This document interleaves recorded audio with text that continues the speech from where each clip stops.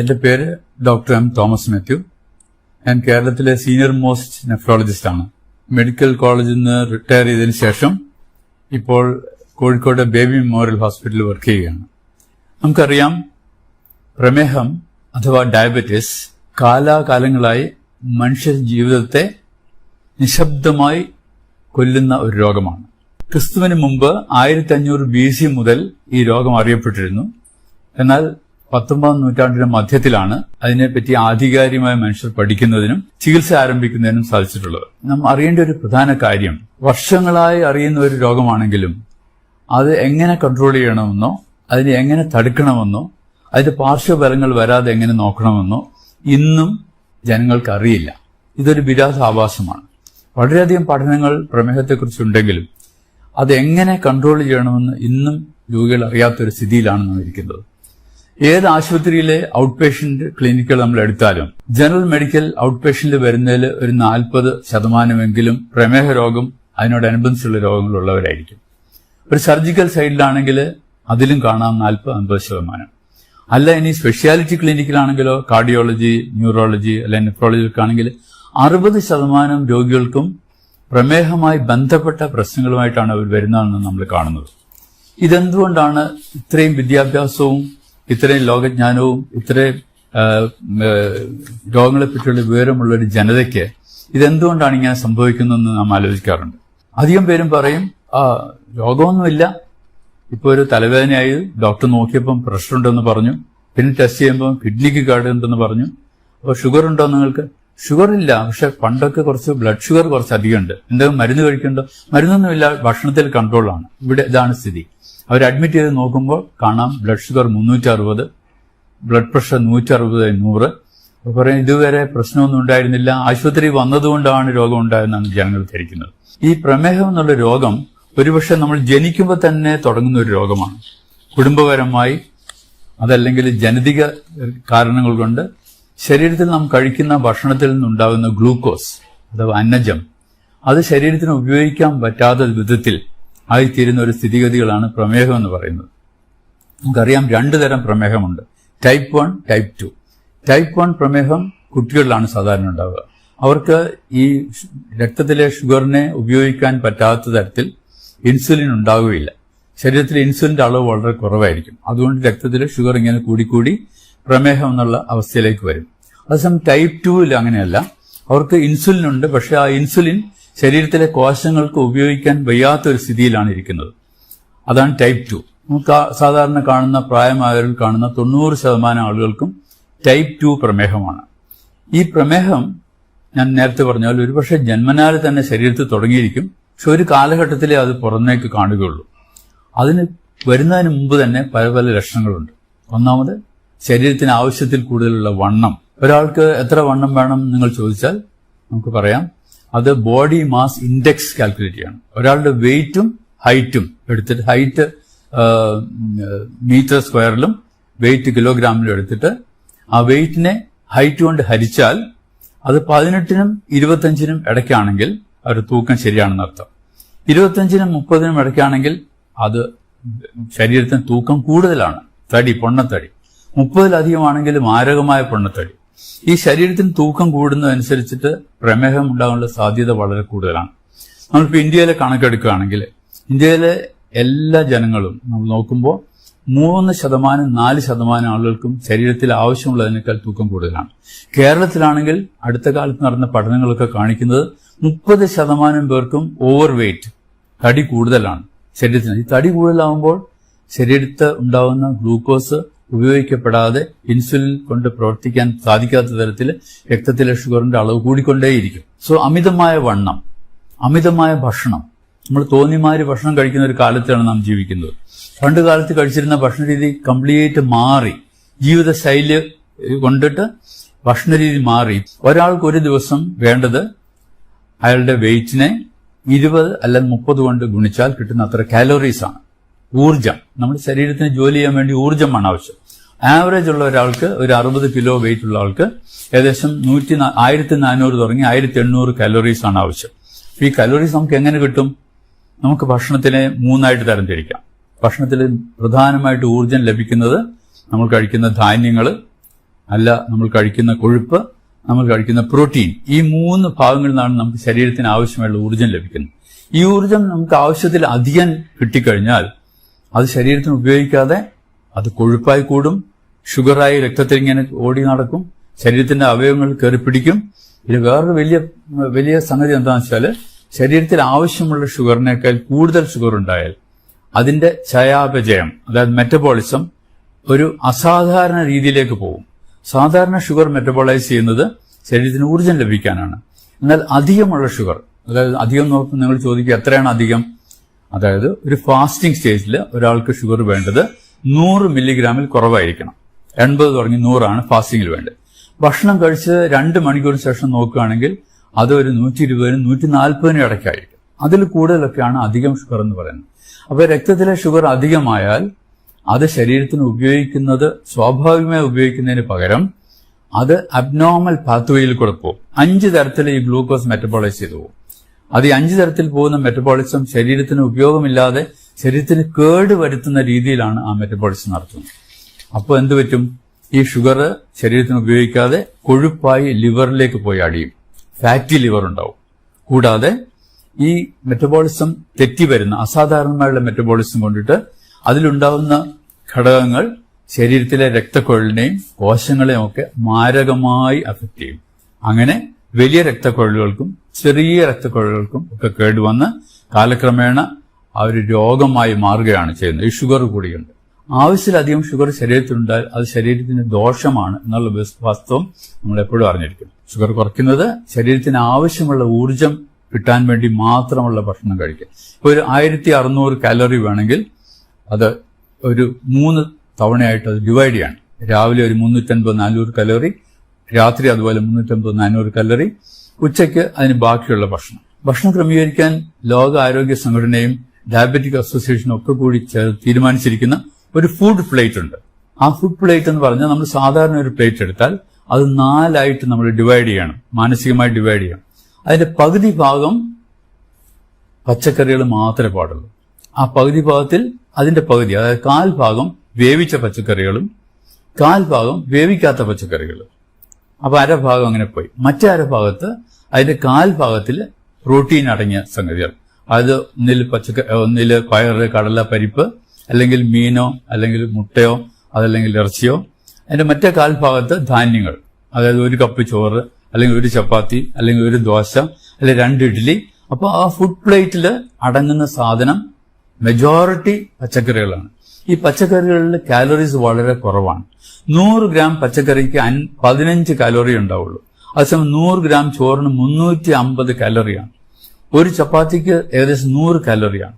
1 ദോശയ്ക്ക് 100-150 കലോറി. ഒരു മസാല ദോശയാണെങ്കിലോ 250 കലോറിയാവും. അപ്പൊ അത് നമ്മൾ അധികമായി കഴിക്കാതെ അതിന് പകരം കൂടുതൽ പച്ചക്കറികളും കുറച്ച് ധാന്യവും കുറച്ച് പ്രോട്ടീൻ അഥവാ മത്സ്യം അല്ലെ മാംസം, പച്ചക്കറി കഴിക്കുന്നവർക്കാണെങ്കിൽ പയറ്, കടല, പരിപ്പ്, അങ്ങനെ ഫുഡ് പ്ലേറ്റ് നമ്മൾ 3 നേരത്തെ ഭക്ഷണം കഴിക്കുമ്പോൾ ആ പ്രിൻസിപ്പിൾ സ്വീകരിച്ചാൽ നമ്മുടെ ഷുഗർ കൂടാതിരിക്കും.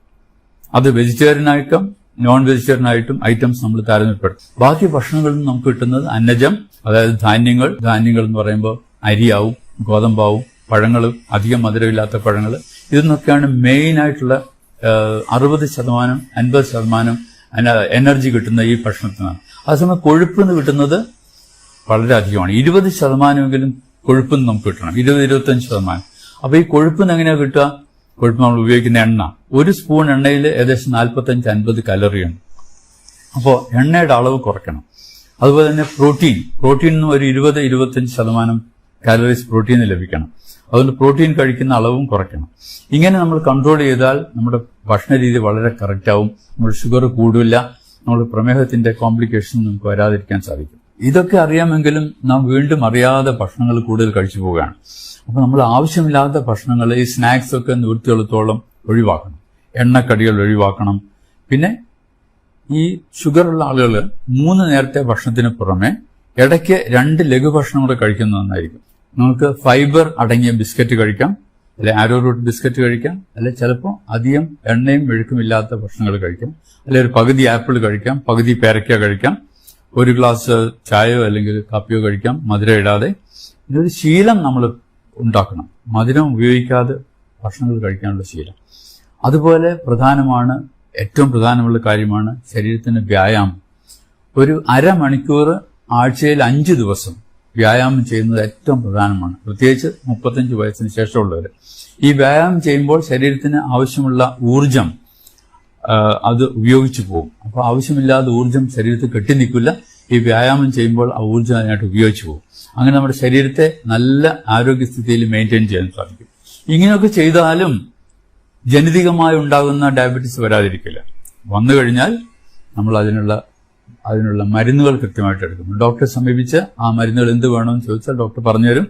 അതനുസരിച്ച് മരുന്ന് ഉപയോഗിക്കാം, ഗുളികൾ ഉപയോഗിക്കാം. അത് പോരാതെ വരികയാണെങ്കിൽ വരുന്ന സന്ദർഭങ്ങളിൽ നമുക്ക് ഇൻസുലിൻ ഉപയോഗിക്കാം. അങ്ങനെ ഷുഗർ കൺട്രോൾ ചെയ്യാം. അപ്പോൾ നിങ്ങൾ ചോദിക്കും, ഷുഗർ കൺട്രോൾ ചെയ്യാൻ ഭക്ഷണം മാത്രം നോക്കിയാൽ പോരാ. ഭക്ഷണത്തിന് ഒരു പരിധിവരെ മാത്രമേ ഷുഗറിനെ കൺട്രോൾ ചെയ്യാൻ പറ്റുള്ളൂ. അതിൽ കൂടുതൽ കൺട്രോൾ വേണമെങ്കിൽ മരുന്ന് വേണം എന്നുള്ളത് തീർച്ചയാണ്. ആ മരുന്നിന് പുറമെ വ്യായാമം, റെഗുലർ ചെക്കപ്പ് ഇതൊക്കെ വേണം. ആഴ്ചയിൽ 1 പ്രാവശ്യമെങ്കിലും രക്തത്തിലെ ഷുഗർ ടെസ്റ്റ് ചെയ്യണം. അതനുസരിച്ചിട്ട് മരുന്നുകളുടെ അളവ് വ്യത്യാസപ്പെടുത്താം. അതുകൊണ്ട് ഈ പ്രമേഹം കൊണ്ടിട്ട് ബാക്കി കോംപ്ലിക്കേഷൻ വരാതെ നമ്മൾ ശ്രദ്ധിക്കണം. ശരീരത്തിന്റെ എല്ലാ അവയവങ്ങളെയും, എല്ലാ ഭാഗങ്ങളെയും, ആന്തരിക ഭാഗങ്ങളെയും ബാഹ്യമായിട്ടുള്ള ഭാഗങ്ങളെയും മുഴുവൻ മാരകമായി പിടിക്കുന്ന ഒരു രോഗമാണ് പ്രമേഹം. പക്ഷെ ഒരാൾക്ക് ഇതെല്ലാം വരണമെന്നില്ല. ചില ആളുകൾക്ക് ഒരു പക്ഷേ കിഡ്നിയുടെ രോഗമായിരിക്കും കൂടുതൽ, വേറൊരാൾക്ക് ഹൃദയരോഗത്തിനായിരിക്കും കൂടുതൽ, വേറൊരാൾക്ക് ഞരമ്പിന്റെ രോഗമായിരിക്കും കൂടുതൽ. അപ്പോൾ ആർക്കാണ് എന്താണ് വരിക എന്നുള്ളത് നമുക്ക് തീർച്ചപ്പെടുത്താൻ പറ്റില്ല. പക്ഷെ ഒരു കുടുംബത്തിൽ ഒരു വ്യക്തിക്ക് ഷുഗർ വന്നിട്ട് കിഡ്നി സംബന്ധിച്ച രോഗമുണ്ടെങ്കിൽ മറ്റു ആളുകൾക്കും ആ രോഗം വരാൻ, കിഡ്നി സംബന്ധിച്ചുള്ള രോഗം വരാൻ സാധ്യതയുണ്ടെന്ന് നാം അറിഞ്ഞിരിക്കണം. അതുപോലെ തന്നെ ഒരാൾക്ക് കാലിലെ ഞരമ്പിന് കേടുവന്ന് ഒരു വിരൽ മുറിക്കുകയൊക്കെ ചെയ്യേണ്ടി വന്നാൽ നാം അങ്ങനെ ആളുകളെ കാണാറുണ്ട്. അവരുടെ കുടുംബത്തിലുള്ള മറ്റാളുകൾക്കും ഇങ്ങനെ വരാൻ സാധ്യതയുണ്ടെന്ന് നാം അറിഞ്ഞിരിക്കണം. ഇപ്പോൾ ഉള്ള കണക്കനുസരിച്ചിട്ട് നമ്മുടെ ലോകത്തിലെ ഇന്ത്യ രാജ്യത്തിനാണ് 2ാം സ്ഥാനം ഷുഗറുള്ള ആളുകളുടെ. ആ ഇന്ത്യ രാജ്യത്തിൽ തന്നെ കേരളത്തിലാണ് 1ാം സ്ഥാനം. ഇതെന്തുകൊണ്ട് ഇങ്ങനെ വരുന്നു എന്നുള്ളതിന് ഒരുപാട് പഠനങ്ങളുണ്ട്. ഒരുപക്ഷെ നമ്മുടെ ജനിതക മാറ്റം കൊണ്ടായിരിക്കാം, അല്ലെങ്കിൽ നമ്മുടെ ജീവിത ശൈലി മാറ്റങ്ങൾ കൊണ്ടായിരിക്കാം, അല്ലെങ്കിൽ അടുത്ത കാലങ്ങളിലുണ്ടായ ഫുഡ് ഹാബിറ്റ്സിന്റെ മാറ്റങ്ങൾ കൊണ്ടായിരിക്കാം. അപ്പോൾ ഇങ്ങനെ വരുന്ന ഷുഗർ ഭാവിയിൽ ഈ ഇൻസുലിനൊക്കെ ഉള്ളതുകൊണ്ട് ജീവിത ദൈർഘ്യം കൂടും. ജീവിത ദൈർഘ്യം കൂടുന്തോറും ഈ രോഗത്തിന്റെ കോംപ്ലിക്കേഷൻസ് കൂടുതൽ വന്നുകൊണ്ടിരിക്കുകയാണെന്ന് നാം മറക്കരുത്. അപ്പോൾ ഈ കോംപ്ലിക്കേഷൻ വരാതിരിക്കണമെങ്കിൽ കൃത്യമായി നമ്മളിതൊക്കെ നോക്കി വെച്ചിരിക്കണം. ഏതൊരു പ്രായം ആയ ആളും, 30 വയസ്സിന് കഴിഞ്ഞ ആളും വർഷത്തിൽ ഒരിക്കലെങ്കിലും അവരുടെ ബ്ലഡ് ഷുഗർ നോക്കണം. ബ്ലഡ് ഷുഗർ നോക്കുമ്പോൾ അത് വേണ്ടതിലധികമാണെന്ന് കണ്ടാൽ തീർച്ചയായും ഡോക്ടറെ സമീപിച്ച് അവരുടെ വെയിറ്റ് മനസ്സിലാക്കണം. വെയിറ്റ് അനുസരിച്ചിട്ട് അത് ക്രമീകരിക്കണം, ഭക്ഷണ രീതി ക്രമീകരിക്കണം. നമ്മൾ ഒന്ന് രണ്ട് നമ്പേഴ്സ് ഓർത്തിരിക്കുന്ന എപ്പോഴും നല്ലതാണ്. Number 30, number 40, number 70, number 80, number 90. നമ്മൾ ചോദിക്കുന്നത് എന്താ നമ്പർ? നമ്മുടെ 40 എന്ന് പറഞ്ഞാൽ ആണുങ്ങളുടെ കഴുത്തിന്റെ ചുറ്റളവാണ്. കഴുത്തിന്റെ ചുറ്റളവ് 40 കൂടിയാൽ പ്രമേഹം വരാനുള്ള സാധ്യത കൂടുതലാണ് ചുരുക്കം. അത് സ്ത്രീകൾക്കാണെങ്കിൽ 30 കൂടുതലാണെങ്കിൽ അതും പ്രമേഹം വരാൻ സാധ്യതയാണ്. പിന്നെ നിങ്ങൾ ചോദിക്കുക എന്താ 70% ആളുകൾക്കും പ്രമേഹമുള്ളവർക്ക് കോംപ്ലിക്കേഷൻസ് വരും. അപ്പോൾ ഒരു പ്രമേഹമുള്ള ആൾക്ക് കോംപ്ലിക്കേഷൻ ഉണ്ടാകാൻ സാധ്യത വളരെ കൂടുതലാണെന്ന് ഓർക്കണം. 80 എന്താ? 80 എന്ന് പറഞ്ഞാൽ നമ്മുടെ വയറിന്റെ ചുറ്റളവ്, പുക്കിളിന്റെ സൈഡിൽ കൂടി വയറിന്റെ ചുറ്റും ഒന്ന് മെഷർ ചെയ്താൽ 80 സെന്റിമീറ്റർ സ്ത്രീകൾക്കും 90 സെന്റിമീറ്റർ ആണുങ്ങൾക്കും. അത് കൂടുതലാണെങ്കിൽ അവർക്ക് പ്രമേഹം ഉണ്ടാകാനുള്ള സാധ്യത വളരെ കൂടുതലാണ്. അവരുടെ തടി വളരെ കൂടുതലാണെന്ന് നാം ഓർക്കണം. 90 കൂടുതലുള്ള പുരുഷന്മാരും 80 കൂടുതലുള്ള സ്ത്രീകളും വളരെ വളരെ വളരെ ശ്രദ്ധിക്കണം. അത് കുറയ്ക്കുന്നത് നമ്മുടെ ഭക്ഷണത്തിൽ കൂടിയും എക്സസൈസിൽ കൂടിയും ഒക്കെയാണ്. അതിന് ബുദ്ധിമുട്ടുള്ള കാര്യമല്ല. കൂടാതെ വേറെ ചില നമ്പേഴ്സ് നമ്മൾ ഓർക്കണം. രക്തസമ്മർദ്ദം, പ്രമേഹം ഒക്കെ കൂട്ടാളികളാണ്, ഒരുമിച്ചാണ് അവർ പോവുക. 30 വയസ്സ് കഴിഞ്ഞാൽ തീർച്ചയായും രക്തസമ്മർദ്ദം നമ്മൾ നോക്കിയിരിക്കണം. അതൊരു നിശബ്ദ കൊലയാളിയാണ്. യാതൊരു സൈൻസും സിംറ്റം ഇല്ലാതെ പെട്ടെന്ന് ഒരു ദിവസം ബ്രെയിൻ അറ്റാക്ക് വരും, അല്ലെങ്കിൽ ഹാർട്ട് അറ്റാക്ക് വരും, അല്ലെങ്കിൽ കിഡ്നി ഫെയിൽ ചെയ്യും. അപ്പോഴാണ് അറിയുന്നത് പ്രഷർ 200/120 ആണെന്നുള്ള കാര്യം. നോർമലായിട്ട് ഒരാൾക്ക് 140/80 ആണ് ബ്ലഡ് പ്രഷർ.